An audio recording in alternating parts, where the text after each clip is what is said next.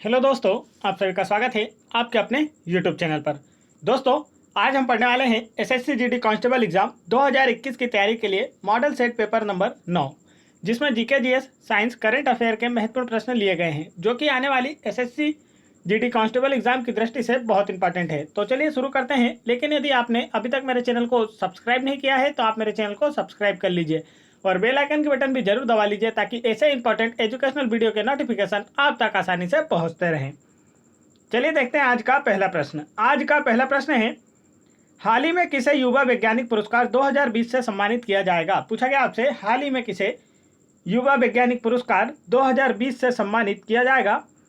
तो इसका जो राइट आंसर है वह है option number B, Shubhra Sharma को। शुभ्रा शर्मा हिमाचल प्रदेश से हैं और इन्हें 2020 के युवा वैज्ञानिक पुरस्कार से सम्मानित किया गया है।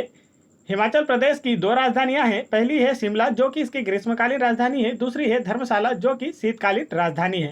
हिमाचल प्रदेश के सीएम हैं जयराम ठाकुर। हिमाचल प्रदेश के गवर्नर हैं बंडारू दत्तात्रेय। आगे बढ़ते हैं अगले प्रश्न की ओर। अगला प्रश्न हमारा प्रश्न क्रमांक 2, भारतीय राष्ट्रीय कांग्रेस की स्थापना कब हुई थी। पूछा गया आपसे, भारतीय राष्ट्रीय कांग्रेस की स्थापना कब हुई थी। तो इसका जो राइट आंसर है वह है ऑप्शन नंबर ए, 1885 में। भारतीय राष्ट्रीय कांग्रेस की स्थापना 28 दिसंबर 1885 में ए ओ हुम के द्वारा मुंबई में की गई थी। कांग्रेस के प्रथम अध्यक्ष व्योमेश चंद्र बनर्जी थे तथा कांग्रेस की प्रथम महिला अध्यक्ष एनी बेसेंट थी। और कांग्रेस के प्रथम अंग्रेज अध्यक्ष जॉर्ज यूले थे। कांग्रेस के प्रथम मुस्लिम अध्यक्ष बदरुद्दीन तैयब जी थे। और कांग्रेस की प्रथम भारतीय महिला अध्यक्ष सरोजनी नायडू थी। तो ये सारे ही अध्यक्ष आपको कांग्रेस से याद रखना है। आगे बढ़ते हैं अगले प्रश्न की ओर। अगला प्रश्न हमारा प्रश्न क्रमांक 3, निम्नलिखित में से कौन सा एक आणविक अखंड है। पूछा गया आपसे, निम्नलिखित में से कौन सा एक आणविक अखंड है। तो इसका जो राइट आंसर है वह है option number D, argon. Argon एक आणविक अखंड है। आर्गन का परमाणु क्रमांक 18 है और इसे सांकेतिक चिन्ह AR के द्वारा दर्शाया जाता है। यह एक अक्रिय गैस का उदाहरण है। अक्रिय गैसें किसी अन्य तत्वों के साथ रासायनिक अभिक्रिया नहीं करती हैं। आगे बढ़ते हैं अगले प्रश्न की ओर। अगला प्रश्न हमारा प्रश्न क्रमांक 4, हाल ही में किस नगर निगम ने शहर को पॉलीथीन मुक्त बनाने के लिए थैला बैंक शुरू किया है। पूछा गया आपसे, हाल ही में किस नगर निगम ने शहर को पॉलीथीन मुक्त बनाने के लिए थैला बैंक शुरू किया है। तो इसका जो राइट आंसर वह है ऑप्शन नंबर 4, लखनऊ। हाल ही में लखनऊ नगर निगम ने शहर को पॉलीथीन मुक्त बनाने के लिए थैला बैंक की शुरुआत की है। लखनऊ उत्तर प्रदेश राज्य की राजधानी है। उत्तर प्रदेश के सीएम हैं योगी आदित्यनाथ। उत्तर प्रदेश की गवर्नर हैं आनंदीबेन पटेल। लखनऊ को नवाबों का शहर भी कहा जाता है, इसे भी आपको याद रखना है। आगे बढ़ते हैं दोस्तों अगले प्रश्न की ओर। अगला प्रश्न है हमारा प्रश्न क्रमांक 5, क्षय रोग अर्थात टीबी रोग किसके कारण होता है। पूछा गया आपसे, क्षय रोग किसके कारण होता है। तो इसका जो राइट आंसर है वह है ऑप्शन नंबर 4, बैक्टीरिया। क्षय रोग जीवाणु अर्थात बैक्टीरिया के कारण होने वाला एक रोग है। क्षय रोग से मानव शरीर का फेफड़ा प्रभावित होता है और टीबी के जीवाणु की खोज रॉबर्ट कोच ने की थी, इसे भी आपको याद रखना है। आगे बढ़ते हैं अगले प्रश्न की ओर। अगला प्रश्न हमारा प्रश्न क्रमांक 6, घर्षण के कारण एक दूसरे के संपर्क में दो सतहों के सापेक्ष गति पर क्या प्रभाव पड़ता है, आपसे पूछा गया है। तो इसका जो राइट आंसर है वह है ऑप्शन नंबर डी, संघर्ष। घर्षण के कारण एक दूसरे के संपर्क में दो सतह के सापेक्ष गति में संघर्ष होता है। घर्षण के लाभ और हानियां दोनों होती हैं। घर्षण के कारण ही हम चल पाते हैं और गाड़ियों में ब्रेक लगा पाते हैं, यह घर्षण से होने वाले लाभ है। तथा घर्षण के कारण मशीनों के कल पुर्जे घिस जाते हैं, यह घर्षण से होने वाली हानियां हैं। आगे बढ़ते हैं अगले प्रश्न की ओर। अगला प्रश्न हमारा प्रश्न क्रमांक 7, कोलेरू झील किस नदी के त्रिकोण में पाई जाती है। पूछा गया आपसे, कोलेरू झील किस नदी के त्रिकोण में पाई जाती है। तो इसका जो राइट आंसर है वह है ऑप्शन नंबर बी, गोदावरी और कृष्णा नदी के। कोलेरू झील गोदावरी और कृष्णा नदी के त्रिकोण में पाई जाती है। कोलेरू झील मीठे पानी की झील है। यह आंध्र प्रदेश राज्य में स्थित है। आगे बढ़ते हैं अगले प्रश्न की ओर। अगला प्रश्न हमारा प्रश्न क्रमांक 8, हाल ही में विश्व हिंदी दिवस कब मनाया गया। पूछा गया आपसे, हाल ही में विश्व हिंदी दिवस कब मनाया गया। तो इसका जो राइट आंसर है दोस्तों वह है ऑप्शन नंबर बी, 10 जनवरी को। हाल ही में 10 जनवरी को विश्व हिंदी दिवस के रूप में बनाया गया है। इस वर्ष विश्व हिंदी दिवस की थीम थी new world new India new Hindi. और प्रत्येक वर्ष 14 सितंबर को हिंदी दिवस मनाया जाता है, इसे भी आपको याद रखना है। यहाँ पूछा गया है विश्व हिंदी दिवस, तो आपको याद रखना है 10 जनवरी को मनाया जाता है और यदि आपसे पूछा जाए हिंदी दिवस कब मनाया जाता है तो 14 सितंबर को। आगे बढ़ते हैं अगले प्रश्न की ओर। अगला प्रश्न है हमारा प्रश्न क्रमांक 9। यदि किसी व्यक्ति को संसद भवन के लिए, दोनों ही संसद भवन के लिए चुना जाता है तो उस व्यक्ति को घर के वांछित हाल के कितने दिनों के भीतर काम करने के बारे में सूचित किया जाना चाहिए? तो इसका जो राइट आंसर है वह है ऑप्शन नंबर बी, 10 दिनों। यदि किसी व्यक्ति को दोनों ही सदन भवनों के लिए चुना जाता है तो उसे 10 दिन के भीतर काम करने के बारे में सूचित किया जाना चाहिए। आगे बढ़ते हैं अगले प्रश्न की ओर।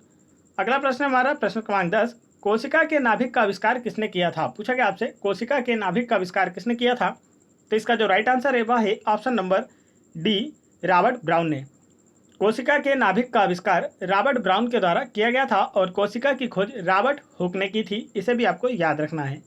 आगे बढ़ते हैं अगले प्रश्न की ओर। अगला प्रश्न हमारा प्रश्न क्रमांक 11। अशोक स्तंभ कहाँ है? पूछा गया आपसे अशोक स्तंभ कहाँ है?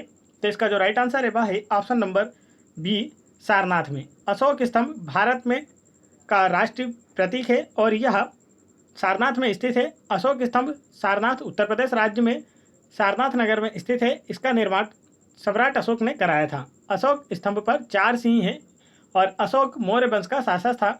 मौर्य वंश की स्थापना चंद्रगुप्त मौर्य ने की थी। इसे भी आपको याद रखना है। आगे बढ़ते हैं अगले प्रश्न की ओर। अगला प्रश्न हमारा प्रश्न क्रमांक 12। निम्नलिखित में से कौन सा एक लकड़ी की लुगदी पर रासायनिक प्रतिक्रिया द्वारा बनाया गया फाइबर है? पूछा गया है आपको 4 ऑप्शन देकर, इनमें से कौन सा एक लकड़ी की लुगदी पर रासायनिक प्रतिक्रिया द्वारा बनाया गया एक फाइबर है? तो इसका जो राइट आंसर है वह है option number D, rayon. Rayon प्रकृति से प्राप्त सेलुलोज और कार्बन डाइसल्फाइड के मिश्रण से प्राप्त होता है। यह रेशा प्राकृतिक रेशे के समान दिखाई देता है।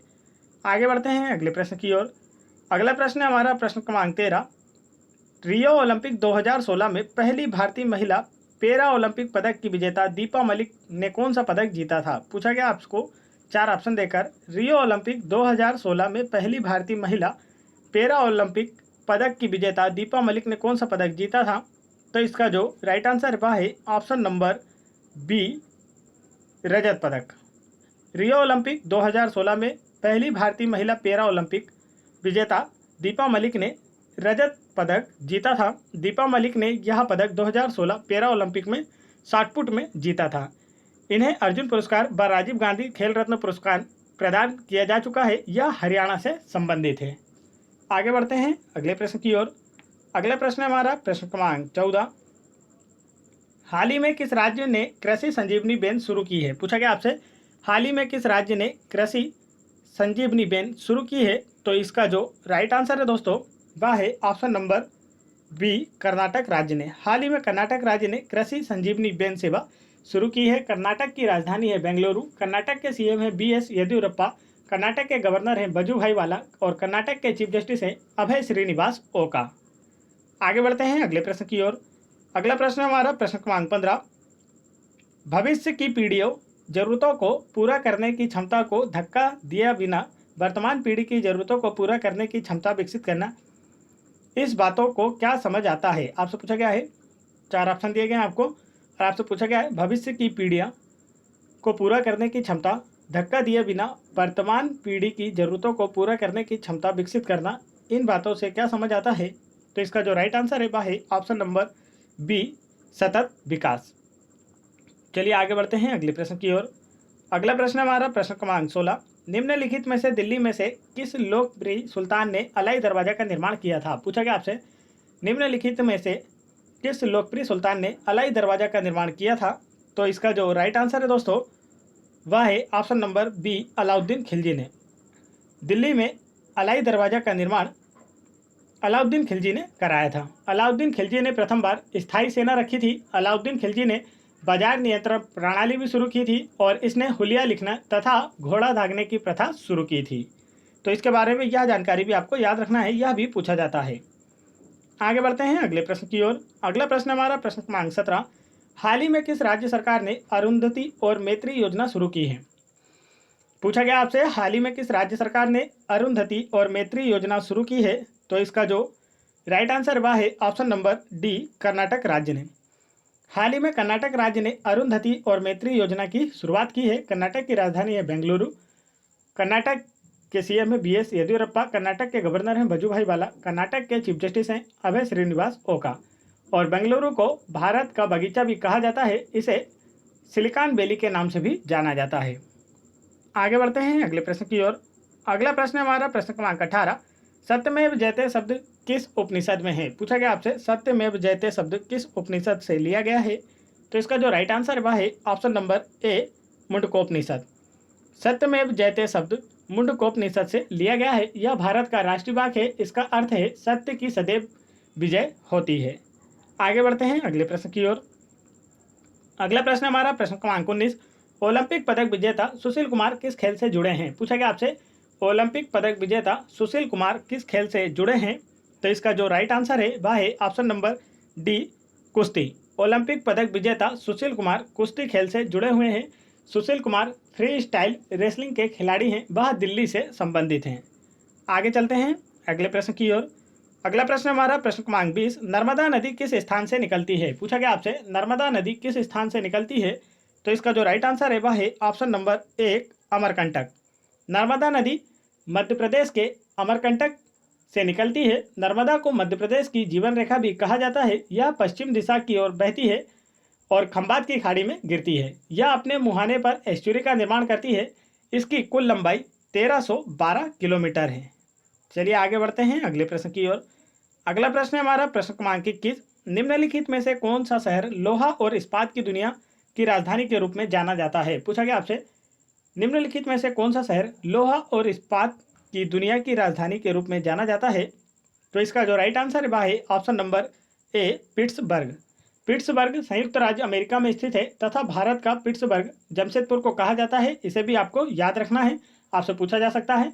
1907 में टाटा आयरन कंपनी की स्थापना ने इस शहर की बुनियाद पड़ी थी। जमशेदपुर का दूसरा नाम टाटा नगर भी है और जमशेदपुर स्वर्ण रेखा नदी के किनारे स्थित है। इसे भी आपको याद रखना है। आगे बढ़ते हैं दोस्तों, यदि आप लोगों को वीडियो पसंद आ रहा हो तो वीडियो को एक लाइक जरूर करें। और यदि आप लोगों को एसएससी जीडी कांस्टेबल एग्जाम 2019 के प्रीवियस ईयर्स पेपरों के वीडियोस देखना है और इसके लिए मॉडल सेट पेपर के वीडियो देखना है तो आप उन्हें मेरे चैनल की प्लेलिस्ट में जाकर वहां से देख सकते हैं। और आप इन सभी वीडियोस की पीडीएफ फाइल मेरे टेलीग्राम चैनल ज्वाइन करके वहां से फ्री में डाउनलोड कर सकते हैं। तो चलिए आगे बढ़ते हैं अगले प्रश्न की ओर। अगला प्रश्न है हमारा, हाल ही में सीसीटीवी सर्विलांस में दुनिया में किसने टॉप किया है? पूछा गया आपसे हाल ही में सीसीटीवी सर्विलांस में दुनिया में किसने टॉप किया है? तो इसका जो राइट आंसर है वह है ऑप्शन नंबर डी चेन्नई। हाल ही में सीसीटीवी सर्विलांस में दुनिया में चेन्नई शहर ने टॉप किया है। चेन्नई तमिलनाडु राज्य की राजधानी है। तमिलनाडु के सीएम है के पलानीस्वामी, तमिलनाडु के गवर्नर हैं बनवारी लाल पुरोहित और तमिलनाडु के चीफ जस्टिस हैं संजीव बनर्जी। आगे बढ़ते हैं अगले प्रश्न की ओर। अगला प्रश्न हमारा प्रश्न क्रमांक 23, मौलिक अधिकारों में समानता का अधिकार क्या है? पूछा गया आपसे 4 ऑप्शन देकर मौलिक अधिकारों में समानता का अधिकार क्या है? तो इसका जो राइट आंसर है वह है ऑप्शन नंबर बी कानून के समक्ष सभी लोग समान हैं। मौलिक अधिकारों में समानता का अधिकार का अभिप्राय है कानून के समक्ष सभी लोग समान हैं। मौलिक अधिकारों की संख्या 6 है। भारतीय संविधान में इनका प्रावधान अमेरिका के संविधान से लिया गया है, जिसका वर्णन संविधान के भाग 3 में अनुच्छेद 12 से 35 तक किया गया है। भारत का संविधान 26 जनवरी 1950 को लागू हुआ था तथा अमेरिका को संविधान की जननी कहा जाता है। इसका संविधान 1789 ईस्वी में लागू हुआ था। आगे बढ़ते हैं अगले प्रश्न की ओर। अगला प्रश्न है हमारा प्रश्न क्रमांक 24, महाबलीपुरम में प्रसिद्ध मंदिरों का निर्माण किसने किया था? पूछा गया आपसे महाबलीपुरम के प्रसिद्ध मंदिरों का निर्माण किसने कराया था? तो इसका जो राइट आंसर है वह है ऑप्शन नंबर ए नरसिंहवर्मन प्रथम ने। महाबलीपुरम में प्रसिद्ध मंदिरों का निर्माण नरसिंहवर्मन प्रथम के द्वारा करवाया गया था। महाबलीपुरम अपने सप्तरथ मंदिरों के लिए प्रसिद्ध है। अगला प्रश्न है हमारा प्रश्न क्रमांक 25, देश का पहला प्रवासी सेल किस शहर में खोला गया? पूछा गया आपसे देश का पहला प्रवासी सेल किस शहर में खोला गया? तो इसका जो राइट आंसर है वह है ऑप्शन नंबर डी सूरत में। देश का पहला प्रवासी सेल सूरत शहर में खोला गया। इसका उद्घाटन केंद्रीय पेट्रोलियम एवं प्राकृतिक गैस और इस्पात मंत्री धर्मेंद्र प्रधान ने किया था। भारत सरकार द्वारा प्रत्येक वर्ष प्रवासी भारतीय दिवस 9 जनवरी को मनाया जाता है। इसे भी आपको याद रखना है। आगे बढ़ते हैं दोस्तों, यहाँ पर मैंने आप लोगों के लिए क्विज रखी हुई है जिसका आंसर आप लोगों को मुझे कमेंट करके बताना है। आज की क्विज है, मेघालय राज्य के वर्तमान में राज्यपाल कौन है। पूछा गया आपसे मेघालय राज्य के वर्तमान में राज्यपाल कौन है।